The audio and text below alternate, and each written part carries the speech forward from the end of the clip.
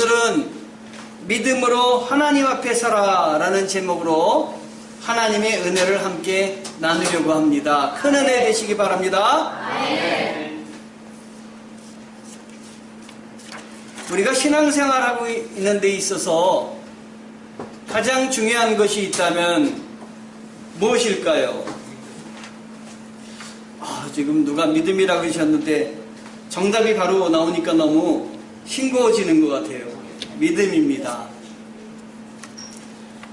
그 중에서도 뭐를 향한 믿음이냐? 예수 그리스도를 향한 믿음이어야 합니다.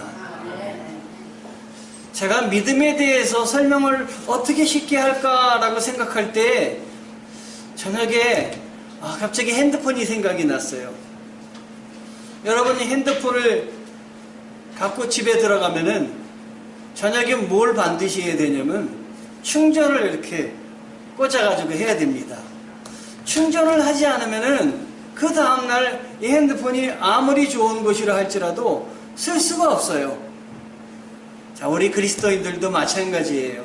우리가 이곳저곳 걸어다니고 많은 일을 하지만은 우리 안에 가장 중요한 게 빠지면은 우리가 빛을 잃어버리는데 그 중요한 게 뭐냐? 믿음이다. 저는 말씀드리고 싶습니다. 오늘 한 아이가 있었고 아버지가 나옵니다. 아이는 귀신이 들렸고 아버지는 그것을 치료해 주기를 간곡히 원하는 그러한 그 아버지였어요. 그런데 우리 예수님이 이 아버지와 또 그 주위의 사람들에게 요구한 것이 있는데 그것이 뭐냐? 바로 두 글자 믿음입니다. 이것은 이 아버지에게도 요구하기도 하지만 오늘 여기서 예배드리고 있는 우리 모든 성도들도 마음속에 간직해야 될 귀한 말씀입니다. 이 아이는 어렸을 때부터 귀신에 들렸다고 나와 있어요. 여러분, 어렸을 때부터 귀신 들린 게 얼마나 이게 힘든 일인지 모릅니다.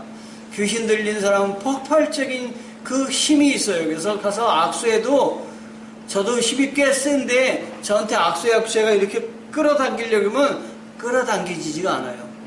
그리고 귀신이 한번 그를 주장할 때는 물속에도 뛰어드는 거예요. 어떤 때는 경련도 일으키는 거예요. 막 그냥. 그러니까 이걸 옆에서 보는 부모의 심정은 어떠했겠습니까? 얼마나 마음이 아팠겠습니까? 아이를 위해서 온갖 방법을 다 써본 거예요. 그런데 이 온갖 방법이 다 소용이 없는 것입니다. 그럴 때 이 부모의 심정 여러분이 아시겠습니까? 얼마나 안타까웠겠습니까? 그런데 그 아버지가 마침 그 자기 동네 주위에 예수님이 오셨다는 소문을 듣게 되었습니다.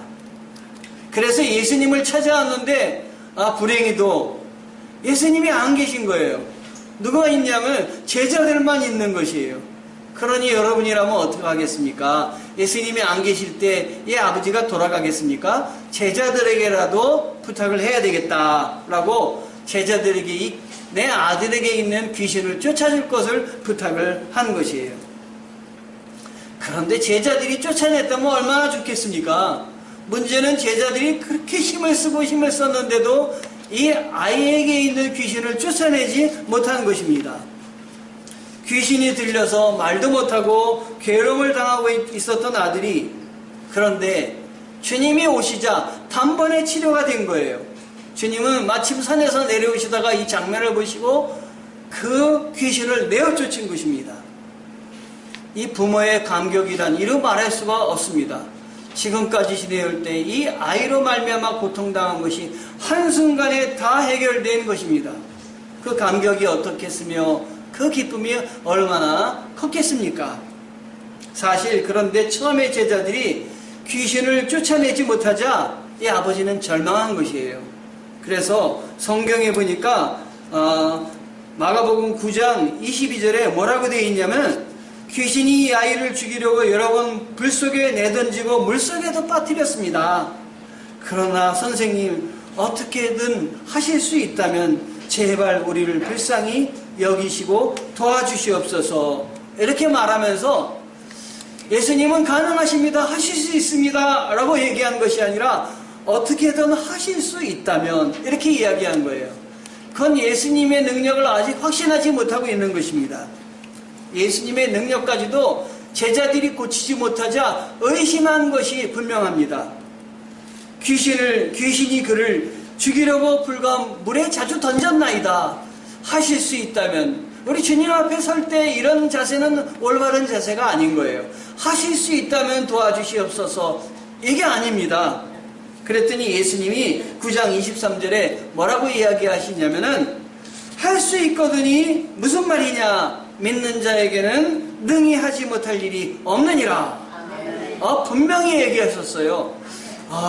주님, 무엇이든지 하실 수 있다면, 이렇게 얘기했더니 우리 주님은 할 수 있거든이 무슨 말이냐? 너희가 믿으면 능히 이루어지리라. 이 말씀을 하신 거예요.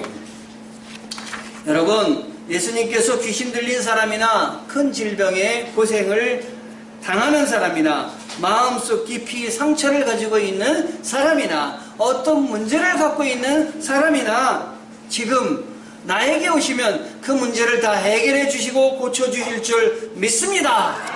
여러분은 믿으셔야 되는 것입니다. 나의 문제를 해결할 수 있는 분이 주님이시다.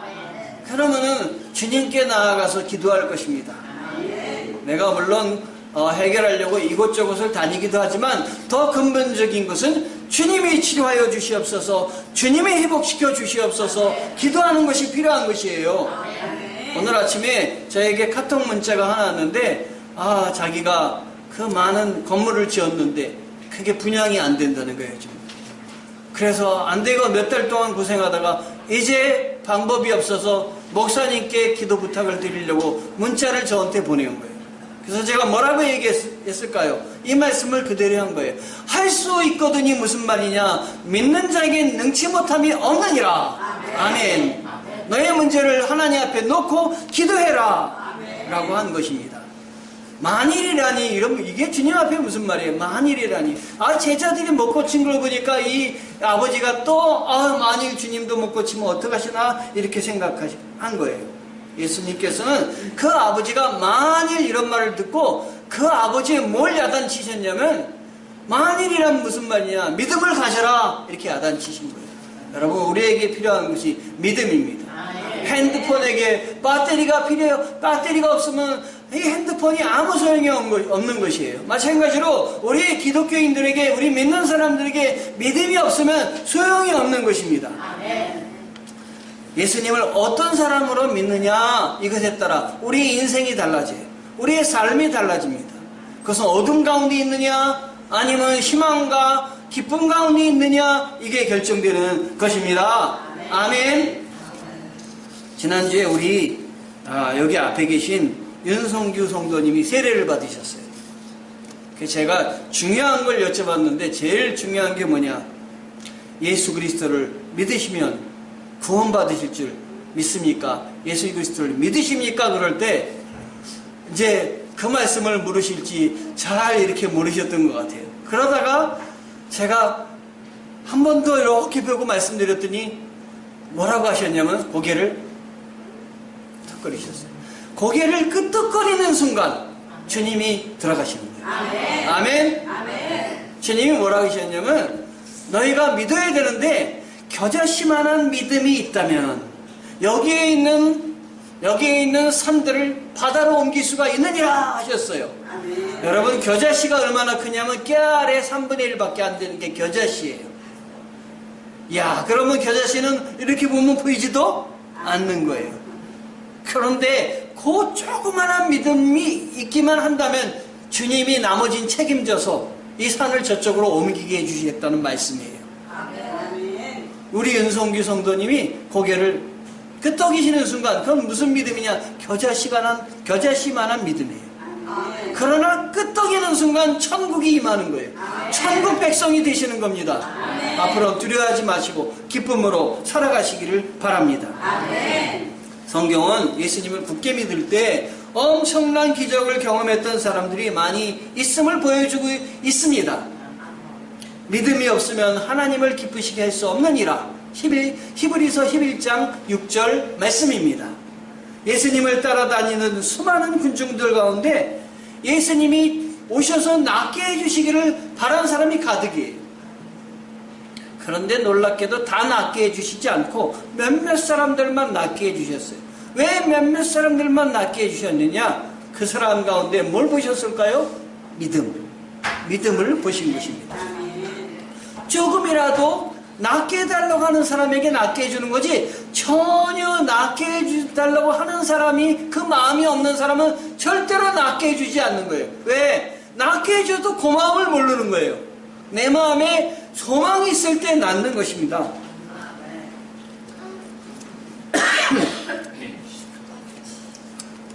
그래서 우리 주님께서는 사람들을 만날 때마다 뭘 얘기하셨냐? 믿음을 얘기하신 거예요. 죽게 나온 사람들의 믿음을 보기를 원하셨으며, 믿음이 없는 사람을 꾸짖으셨고, 믿음이 있는 사람들은 칭찬해 주신 것이에요. 마태복음 17장에도 이 같은 사건이 똑같이 기록되고 있는데, 제자들에게 주님이 말씀하시기를, 왜 제자들이 주님, 왜 주님은 쫓아내셨는데 우리는 안 됐습니까? 그랬더니 주님이 뭐라고 하셨냐면, 바로 믿음이 적은 까닭이다, 이렇게 이야기하셨습니다. 여러분, 주님 앞에 믿음을 가지시기 바랍니다. 주님 앞에 나올 때 믿음으로 나오시기 바랍니다. 믿음으로 서시기 바랍니다. 왜 이렇게 예수님은 그렇게 믿음을 강조하셨습니까? 그것은 믿음이 있어야 주님을 따라갈 수 있기 때문입니다. 믿음이 있어야 주님을 나의 구원자로 모시고 죄의 용서함을 받을 수 있기 때문인 것입니다. 믿음으로 하나님의 자녀가 되고, 믿음으로 부활할 것을 믿으며, 믿음으로 영생을 얻으며 천국에 들어갈 수 있기 때문인 것입니다. 믿음으로 하나님의 그 일에 동행하며 나에게 성령 충만한 삶까지 이어질 수 있기 때문인 것입니다.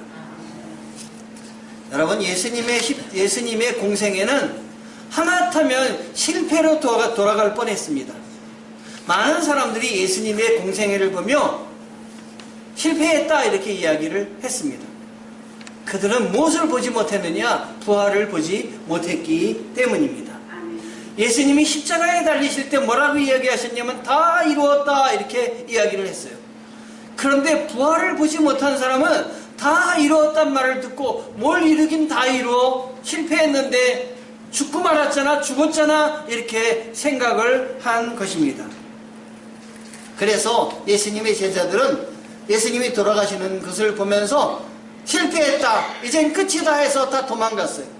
어디까지 도망갔느냐? 자기 고기 잡던 업으로 다시 돌아갔습니다. 그런데 예수님께서 십자가에서 다 이루었다, 이 말씀하실 때 예수님은 부활할 것까지 마음속으로 다 생각하시고 다 이루었다 하신 거예요. 다 앞에 다 이런 것들을 다 지나고 부활해서 구원의 기쁨을 보여주실 것을 알고 예수님은 다 이루었다 말씀하신 것입니다. 그래서 제자들에게, 실패한 줄 알았던 제자들에게 찾아가셔서 예수님이 부활하신 걸 온몸으로 보여주신 것이에요. 실패했는 줄 알았는데, 끝난 줄 알았는데, 제자들이 놀라운 일을 온몸으로 체험하면서 이게 끝난 게 아니네, 또 시작해야 되겠네, 이렇게 생각을 하게 된 것입니다. 여러분, 십자가만을 보는 사람은 예수님의 십자가에서 죽음만을 보지만, 부활을 보는 사람은 십자가와 부활이 이어짐을 알 수가 있는 것이에요. 십자가는 우리의 죄를 대속하신 것이었다면 부활은 우리에게 새 생명을 주시는 것입니다. 부활은 우리가 이 세상에선 볼 수 없는 것이지만 우리 주님이 부활하셨으므로 우리가 영원히 살 수 있다라는 것을 보여주시는 것이에요. 여러분은 죽을 몸이 아니라 이 세상을 떠나면 하나님과 함께 영원히 사실 몸들입니다. 그러니 두려워하지 마시고 감사하며 기쁨으로 사셔야 되는 것이에요. 여러분, 그 사회가 잘 되려면 조직을 잘 이루어야 되지만 우리 주님은 조직을 하지 않으셨어요. 오히려 십자가에 달리실 때 조직체가, 예수님의 제자들이 다 도망가고 다 조직이 와해가 됐어요. 그런데 우리 주님이 함께 오셔서 부활을 보여주심으로 새로 조직되게 시작되었고, 도망갔던 제자들이 예수님을 위해서 온몸을 다해 섬기고, 베드로는 거꾸로 십자가에 달려 돌아가고, 그 다음에 도마는 인도까지 가서 순교하고, 이런 일들을 감당한 것은 예수님이 부활하심을 온몸으로 받았기 때문인 것입니다. 여러분들 예수님의 부활을 온몸으로 받으시길 바랍니다. 믿음을 가지시고 눈을 여시기를 바랍니다. 제가 어린 시절을 시골에서 보냈다는 거 아시죠? 제가 보낸 시골은 전기가 들어오지 않았습니다. 그래서 밤이면 어둠 속에서 지내야 됐어요. 여러분, 어둠 속에 지내는 게 얼마나 힘든지 아세요? 그래서 할머니께서 불을 켜주셨는데 호롱불을 켜주셨습니다. 이 석유가 많지 않으니까 그것도 불을 켜기가 쉽지 않은 거예요. 난포불을 어둡다고 난포불을 켜주신 거예요. 공부하려고 그러면요, 이 난포불 밑에서 공부하는 게 얼마나 힘든지 몰라요. 그래서 제가 어릴 때도 형설지공이라는 말을 듣고 저희 동네에 반딧불이 많았거든요. 반딧불을 잔뜩 가서 잡아가지고 요만한 그릇에다 놓고 위에 이렇게 막고 그걸 갖다 놨더니 반딧불로 이렇게 보면 비춰지는데, 이 형설지공이란 말은 거짓말 같아요. 잘 글씨가 안 보여요. 거기만 조금 환하기만 하지. 그렇게 제가 공부를 했습니다. 그런데 놀라운 일이 벌어졌어요. 믿거나 말거나입니다. 제가 전교 1등을 했습니다. 이럴 때 박수 한번 주셔야죠. 게다가 전교 1등 하니까 뭘 받았는데, 상을 받아보니까 도지사상이네요. 경기도 도지사상을 제가 받았습니다. 집에서 난리가 났어요. 얘는 보기 드문 천재다. 얘를 이곳에 그냥 놔둘 수 없다. 얘를 서울로 유학 보내자. 그래가지고 제가 초등학교 3학년 때 서울로 유학을 오지 않았겠습니까? 서울 오니까 완전히 달라졌어요. 시골에 난포불, 초롱불, 반딧불에서 살았던 제가 서울 오니까 밤이 전기가 휘황찬란한 거예요. 시골에서 살던 때 어둠은 온데간데 없어졌어요. 밤에도 대낮같이 밝은 거예요. 다시 돌아갈 수도 없고 다시 기억되기도 쉽지 않고, 시골에서는 어두워서 그냥 다니려면 이렇게 헤매고 다녔는데, 이 밝은 전기불 밑에 딱 놓이다 보니까 얼마나 환한지, 모든 것이 안에서 제가 마음껏 다니게 된 것이. 제가 왜 이 말씀을 드리냐면, 예수 그리스도를 믿은 다음에 모습이 전기불이 있기 전과 없을 때와 같다라는 걸 말씀드리고 싶어서 그런 거예요. 믿음이 우리 안에 들어오면 어두움은 물러나게 되어 있습니다. 빛이 들어오면은 어둠이 어디 있는지 없는지 싹 물러가는 거예요.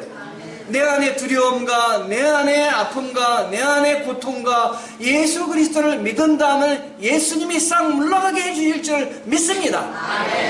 그러므로 여러분 안에 있는 죄악과 여러분 안에 모든 아픔과 이 모든 것들을 나의 주님이 나를 위해서 십자가에 달리셨다, 속죄해 주셨다, 이걸 믿으셔야 됩니다.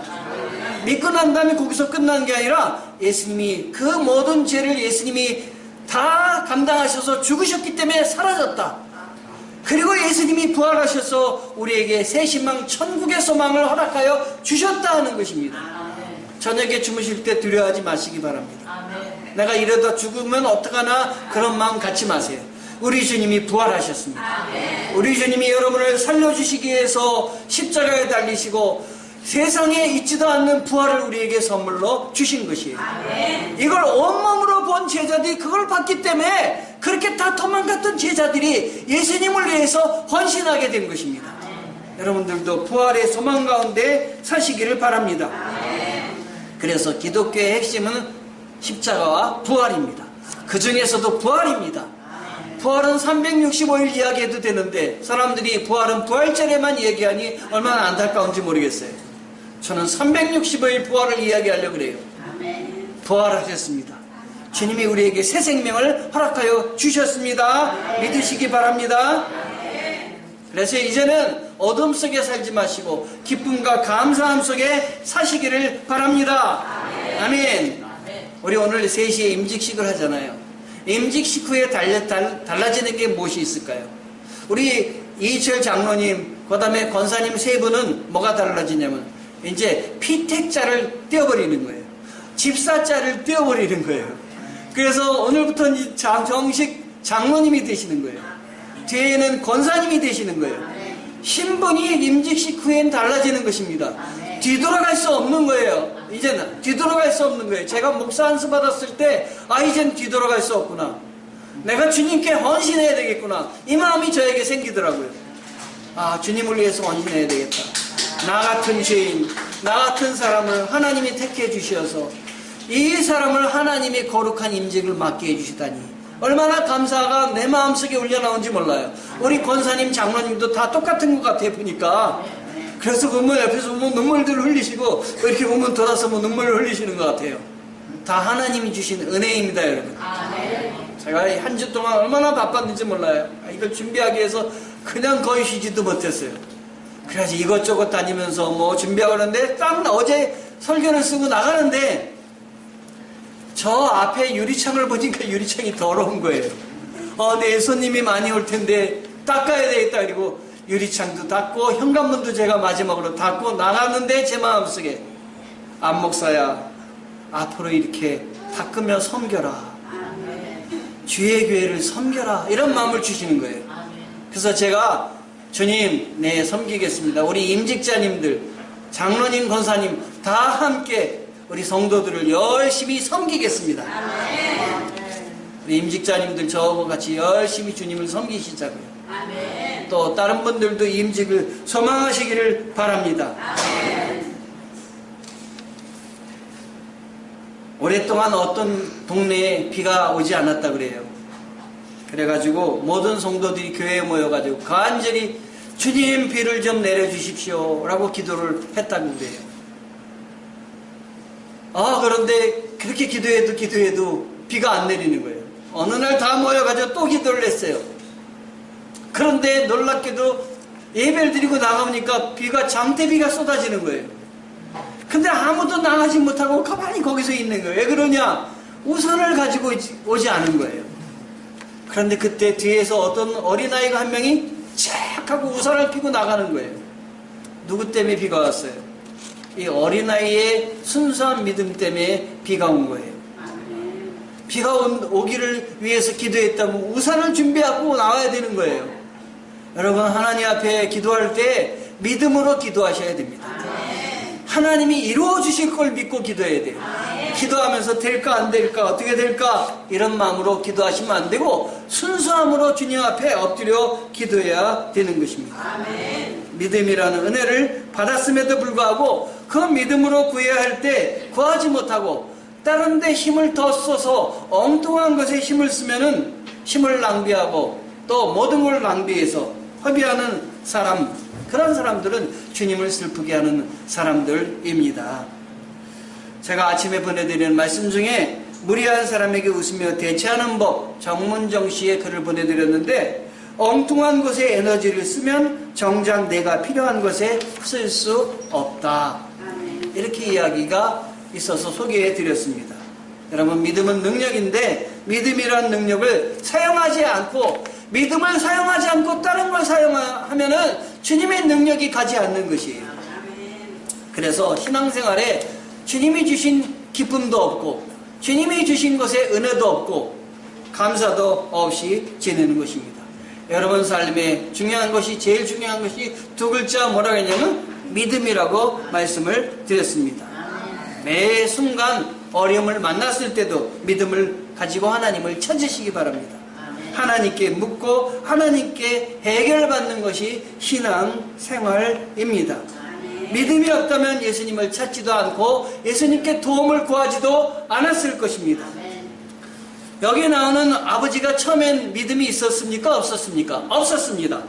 그러나 예수님께 자신의 믿음 없는 것을 고백하며 주님께서 도와주시기를 위해 기도할 때 이 사람에게 주님이 뭘 주셨냐면 믿음을 선물로 주신 거예요. 믿음은 주님이 선물로 주시는 것입니다. 내가 믿음을 어떻게 내가 이해하고 믿겠습니까? 주님 믿습니다. 나를 도와주세요. 내가 믿음 없습니다. 그러나 이제 주님 바라보고 살아보고 싶습니다. 할 때 주님이 부어주시는 거예요. 주님이 부어주셔서 주님이 치료해 주시고 회복해 주시는데 어떻게 회복해 주시느냐? 놀랍게 자기 아들이 치료된 걸 보는 거예요.